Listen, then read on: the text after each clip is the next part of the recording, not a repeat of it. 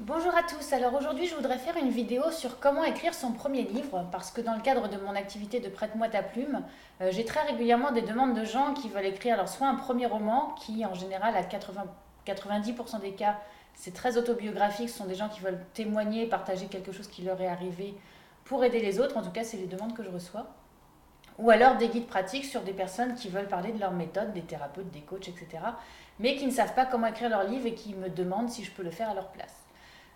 Moi, au niveau de ma façon de faire, en fait, je ne travaille jamais à 100% à partir d'un discours oral et d'un entretien avec une personne. Parce que déjà, c'est très très chronophage et ça m'obligerait à passer peut-être 6 mois sur un même projet avec quelqu'un qui me raconterait son histoire. Et je trouve que c'est pas très facile.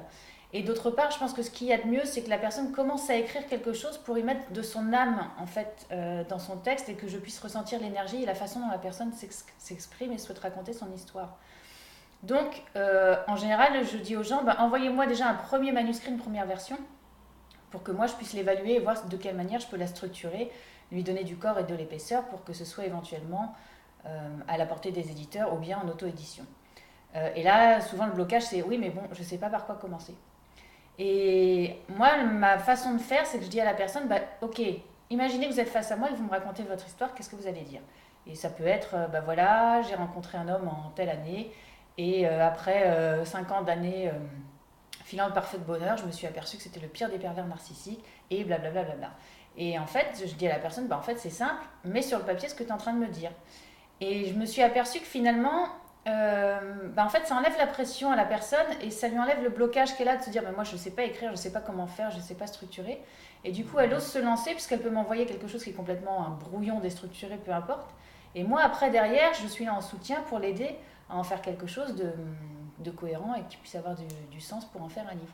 Donc voilà, en fait, c'est ma façon à moi de coacher les gens et de les débloquer par rapport à une peur qui est bien souvent limitante, une croyance limitante sur l'écriture et leur capacité. Et ensuite, de savoir qu'il y a quelqu'un derrière sur qui ils peuvent s'épauler, bah, ça les aide à se lancer. Et parfois, il y a d'ailleurs d'agréables surprises avec des gens qui se surprennent à écrire beaucoup plus qu'ils ne l'auraient pensé au début et de façon assez fluide. Voilà. Et ça pousse aussi à l'action et au premier pas qui fait qu'après les choses arrivent. Donc voilà, c'était le conseil du jour pour Prête-moi ta plume par rapport à ma façon de travailler comme agent littéraire ou rewriter ou nègre comme on dit aujourd'hui. Enfin comme on dit, et voilà, c'est plus politiquement correct. Donc n'hésitez pas à m'écrire, à me poser vos questions, et puis si vous avez juste besoin de coaching, bah pareil, pas de souci, vous me contactez et je vous répondrai avec grand plaisir. Voilà, je vous fais des bisous, je vous dis à très bientôt, et n'hésitez pas à vous abonner à ma chaîne YouTube et à ma page Prête-moi ta plume ou mon site madamebienmet.com.